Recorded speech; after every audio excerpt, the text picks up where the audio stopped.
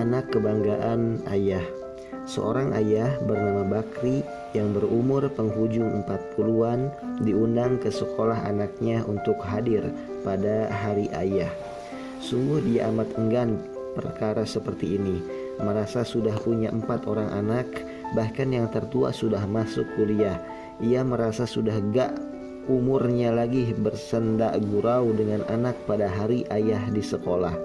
Namun karena istri dan anaknya yang nomor 4 memintanya dengan sangat, ia pun datang ke sekolah anaknya dengan hati berat. Seperti yang ia duga, acara di kelas hari itu menampilkan kebolehan masing-masing anak di hadapan para ayah mereka. Terlihat di sana banyak para ayah yang berusia sekitar 30-an. Semua para ayah antusias melihat buah hati mereka. Bakri hanya tersenyum.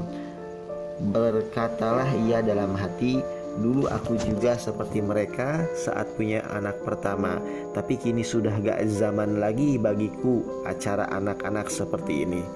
Satu persatu murid dipanggil untuk tampil ke depan dan menunjukkan kebolehannya selama 5 menit.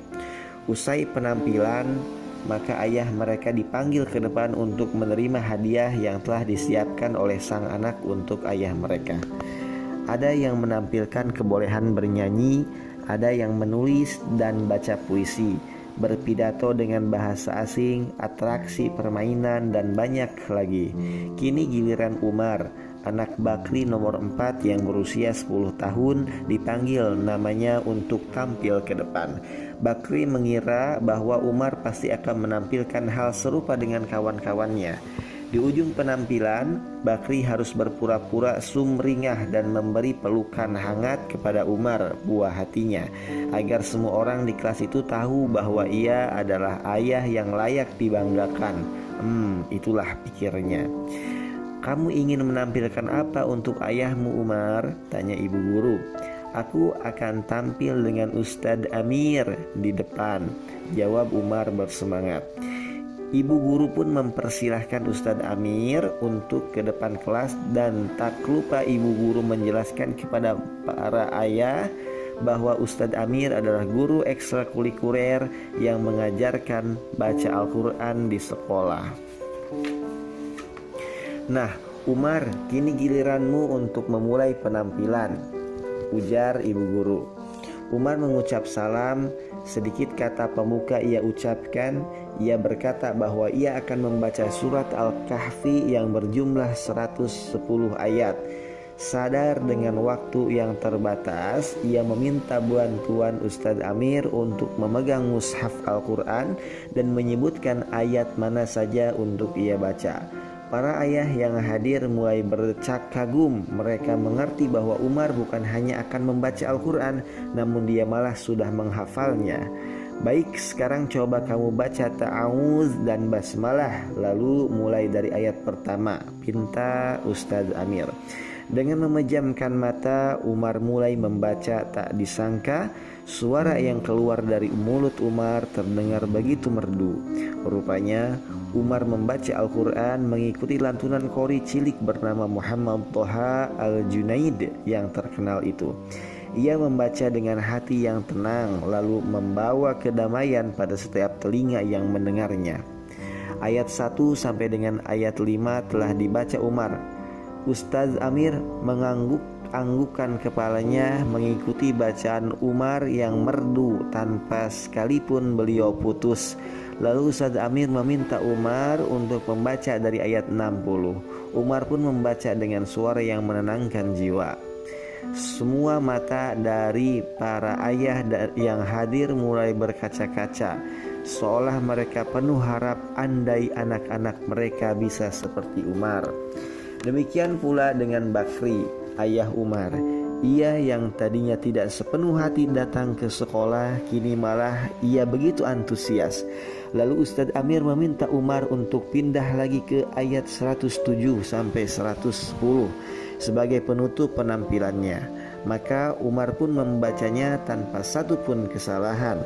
Begitu Umar menyudahi bacaannya, belum juga dipersilahkan, maka bangkitlah Bakri dari duduknya dan langsung berjalan ke depan, lalu memeluk Umar. Terlihat rasa bangga yang terpancar dari wajah Bakri usai melihat penampilan buah hatinya. Para hadirin pun menyaksikan bahwa Bakri beberapa kali menyeka air mata yang berderai di pipinya. Seisi ruangan terpukau dengan lantunan Al-Quran yang dibacakan dengan suara merdu Umar.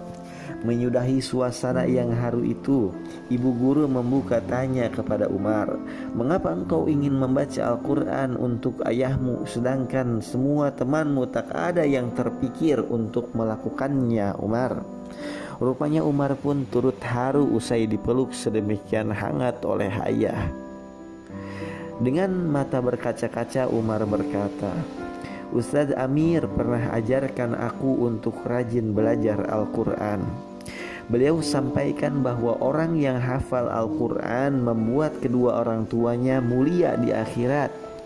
Kedua orang tua akan mendapat mahkota dari cahaya yang cahayanya lebih indah dari sinar mentari dunia.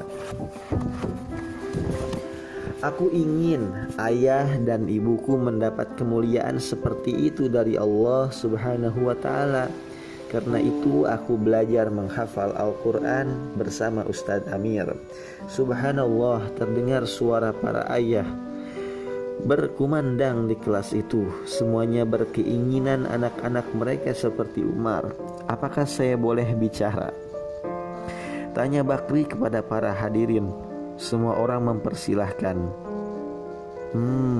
Hari ini adalah hari yang teramat bahagia untuk saya. Anda semua para ayah, tak ada bedanya. Aku rasa kita menyekolahkan anak-anak kita di sekolah terbaik seperti sekolah ini, dengan biaya yang tak murah, dengan segala fasilitas duniawi yang serba ada. Mungkin di benak kita para ayah adalah jangan sampai anak-anak kita tidak bisa menginjak kemajuan dunia. Terus terang, aku sudah hampir 50 tahun. Aku punya 4 orang anak, dan Umar adalah putraku yang terakhir. Dengan ambisi duniawiku, aku sekolahkan ia di sini dengan harapan bahwa ia akan memiliki masa depan gemilang. Aku tersadar bahwa pemikiran putraku ini justru telah membuat masa depanku gemilang. Ia mempelajari dan menghafal kitabullah Al-Quran agar supaya kedua orang tuanya memiliki masa depan yang gemilang di akhirat.